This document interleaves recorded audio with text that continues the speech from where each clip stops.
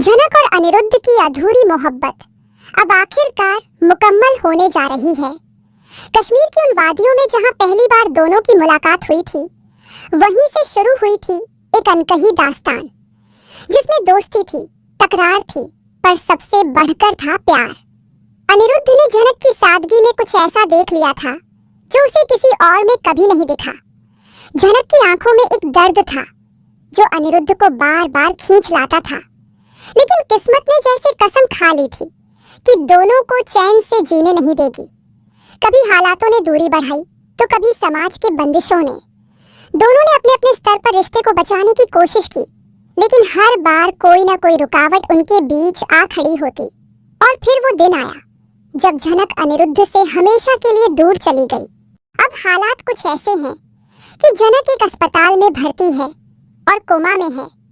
Doctor कह रहे हैं कि उसकी हालत गंभीर है, लेकिन अनिरुद्ध के लिए ये वक्त अपने प्यार की सच्चाई साबित करने का है।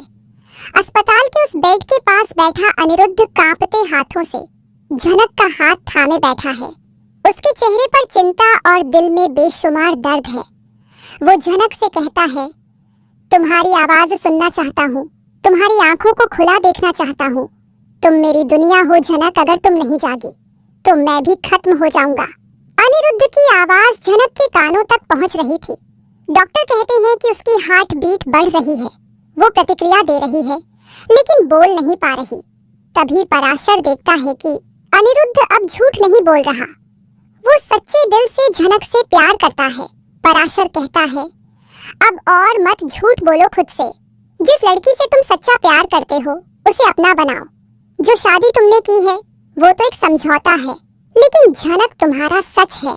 अनिरुद्ध की आंखों में आंसू हैं, लेकिन उसके अंदर एक नई शक्ति जाग चुकी है। वो जानता है कि उसे अब और देरी नहीं करनी है। वो झनक से कहता है, मैंने बहुत देर कर दी झनक, लेकिन अब नहीं। अब मैं तुम्हें खुद से कभी दूर नहीं जाने दूंगा। और ये सब सुनकर झनक की उंगलियां हिलती हैं। डॉक्टर दौड़ते हुए आते हैं और कहते हैं, ये अच्छा संकेत है, वो सुन सकती है। इधर पराशर भी अपने मन की बात साफ कर देते हैं। वो झनक से कहते हैं, हम चाहते हैं कि तुम दोनों का ब्याह हो। तुम इसे प्रेम करती हो, ये तुमसे प्रेम करता है, तो अब कोई सहमति की जरूरत नहीं, बस जल्दी से इसका साथ पकड़ लो। पराशर ये भी बताते हैं कि अनिरुद्ध की जो शादी हुई है वो सिर्फ नाम की है ना, उसमें प्यार है ना कोई साथ। और अनिरुद्ध खुद भी कहता है, अर्शी बस अपने तरीके से जीती है, उसे किसी और की कोई परवाह नहीं। अगर उसे पैसे मिल जाएं तो वो खुश रहेगी। मैं सब हैंडल कर लूंगा, मैं सब कुछ कर लूंगा, बस तुम ठीक हो जाओ झनक। इस मोड़ पर झनक की आंखें धीरे धीरे खुलती हैं। सबकी आंखों में आंसू हैं। अनिरुद्ध उसे देखकर रोता है और कहता है, अब कभी नहीं छोड़ूंगा तुम्हें। अब हम एक होंगे, चाहे पूरी दुनिया हमारे खिलाफ क्यों ना हो जाए। डॉक्टर मुस्कुराते हैं और कहते हैं कि अब झनक खतरे से बाहर है। इस प्यार की ताकत ने चमत्कार कर दिया है। और फिर आता है शो में एक बड़ा ट्विस्ट, एक लीप। कुछ महीने बीत जाते हैं और अब झनक और अनिरुद्ध साथ रहते हैं एक छोटे से सुंदर घर में, जहां सुबह प्यार से और शामें सुकून से भर जाती है। लेकिन कहानी यहीं खत्म नहीं होती। अब एक नई शुरुआत होती है, जहां झनक और अनिरुद्ध का रिश्ता और मजबूत हो चुका है। वहीं कुछ लोग ऐसे भी हैं जो इनका मिलन बर्दाश्त नहीं कर पा रहे। अर्शी अब लौट चुकी है और वो चाहती है कि अनिरुद्ध उसे मुआवजा दे और साथ ही झनक से बदला भी ले। लेकिन अनिरुद्ध अब कोई समझौता नहीं करेगा। वो झनक और अपने रिश्ते के लिए हर लड़ाई लड़ने को तैयार है।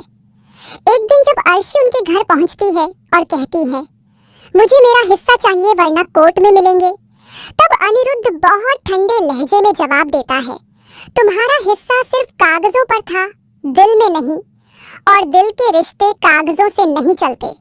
झनक भी अब पहले जैसी नहीं रही। अब वो एक मजबूत और आत्मनिर्भर महिला है। वो कहती है, मैं किसी से डरने वाली नहीं हूँ। जिस दर्द से मैं गुजर चुकी हूँ, अब कोई मुझे तोड़ नहीं सकता। अर्शी के लौटने से झनक और अनिरुद्ध की जिंदगी में एक बार फिर तूफान आ चुका था। लेकिन इस बार झनक अकेली नहीं थी। उसके साथ उसका प्यार था, उसका विश्वास था और अनिरुद्ध की वो अडिग चाह थी जिसने उसे फिर से जीना सिखाया था। झनक ने अनिरुद्ध का हाथ थामकर कहा, अब जब तूफान आया है तो डटकर सामना भी करेंगे। इधर अर्शी कोर्ट में केस फाइल कर चुकी थी। उसने दावा किया कि अनिरुद्ध और उसके बीच जो शादी हुई थी वो एक लीगल बंधन है और झनक के साथ उसका रिश्ता गैर कानूनी है। कोर्ट में जब पहली सुनवाई हुई तो अर्शी के वकील ने अनिरुद्ध को कटघरे में खड़ा कर दिया, लेकिन अनिरुद्ध ने पूरे आत्मविश्वास के साथ कहा, मैंने कभी अर्शी को पत्नी की तरह सम्मान नहीं दिया क्योंकि हमारे बीच कोई रिश्ता था ही नहीं। वो शादी एक मजबूरी थी और मजबूरी में बने रिश्तों में ना भावनाएं होती हैं ना वफादारी। झनक कोर्ट रूम में शांत खड़ी थी, लेकिन उसकी आंखों में आत्मबल साफ झलक रहा था। उसने अपनी बात कहने की इजाजत मांगी और कहा, मैं किसी का घर तोड़ने नहीं आई थी, मैं तो खुद टूटी थी, लेकिन अनिरुद्ध ने मुझे संभाला। अगर ये रिश्ता गलत है तो फिर सही क्या है? अर्शी के चेहरे पर गुस्सा और जलन दोनों साफ झलक रहे थे, लेकिन कोर्ट ने सबूतों और गवाहों को सुनने के बाद फैसला सुरक्षित रख लिया। बाहर निकलते ही मीडिया चारों ओर घेर लेती है। झनक से सवाल पूछे जाते हैं, आपको क्या लगता है कोर्ट किसके पक्ष में फैसला देगा? झनक मुस्कुराकर जवाब देती है, सच के पक्ष में। उधर अनिरुद्ध अब झनक को और परेशान नहीं देख सकता। वो चाहता है कि इस सब से दूर कहीं एक नई जिंदगी शुरू की जाए, लेकिन झनक कहती है, अगर हम भाग गए तो लोग कहेंगे हमने सच से मुंह मोड़ लिया। नहीं अनिरुद्ध, अब लड़ाई सामने से लड़ी जाएगी, सिर उठाकर। इस बीच पराशर भी कोर्ट में झनक के समर्थन में गवाही देने को तैयार हो जाते हैं। वो कहते हैं, मैंने अपनी आंखों से देखा है कि कैसे अर्शी ने सिर्फ पैसों के लिए ये रिश्ता निभाया और कैसे अनिरुद्ध ने झनक को टूटने से बचाया। सच्चा रिश्ता कागज से नहीं, दिल से बनता है। कुछ दिन बाद कोर्ट का फैसला आता है और कोर्ट अर्शी के दावे को खारिज कर देता है। न्यायाधीश कहते हैं, जिस रिश्ते में कोई भावना नहीं, जो रिश्ता सिर्फ मजबूरी था, उसे कानून की जंजीरों में नहीं बांधा जा सकता। अनिरुद्ध और झनक स्वतंत्र हैं, एक नया जीवन शुरू करने के लिए। ये फैसला जैसे पूरी दुनिया को झनक और अनिरुद्ध के प्यार की ताकत का प्रमाण दे देता है। मीडिया में सुर्खियां बनती हैं, सच्चे प्यार की जीत। कोर्ट ने माना दिल का रिश्ता कानून से ऊपर। अब झनक को सिर्फ एक साथी नहीं मिला, उसे उसका सम्मान भी वापस मिला था। फैसले के बाद अनिरुद्ध झनक को एक खूबसूरत जगह पर ले जाता है, जहां उसने पहले से ही एक छोटा सा सांस्कृतिक केंद्र बनवाने की योजना बना रखी थी। झनक को वहां कश्मीरी कढ़ाई, लोक संगीत और नृत्य की झलक दिखती है और उसकी आंखों में चमक लौट आती है। वो कहती है, अब मैं सिर्फ जीऊंगी नहीं, मैं अपने सपनों को भी जीऊंगी। और इसी केंद्र का उद्घाटन होता है, जिसमें दूर दूर से कलाकार आते हैं, पत्रकार आते हैं और झनक को समाज की एक नई आवाज मिलती है।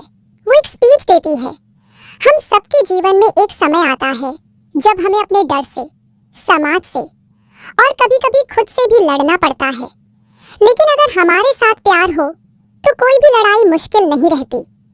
अनिरुद्ध भीड़ में खड़ा तालियां बजाते हुए कहता है, मुझे गर्व है कि तुम मेरी जिंदगी में हो झनक। इस नई शुरुआत के साथ कहानी अब एक और मोड़ की ओर बढ़ रही है। अब ना कोई छुपा दर्द है, ना अधूरा ख्वाब। अब झनक और अनिरुद्ध दोनों समाज को एक नई प्रेरणा देने की ओर कदम बढ़ा चुके हैं। लेकिन क्या अर्शी इतनी आसानी से हार मानेगी, या क्या उनकी खुशहाल जिंदगी में कोई और साया मंडराएगा? अगर आपको ये कहानी पसंद आई हो तो लाइक जरूर करें, अपनी राय कमेंट में बताएं और सब्सक्राइब करना ना भूलें।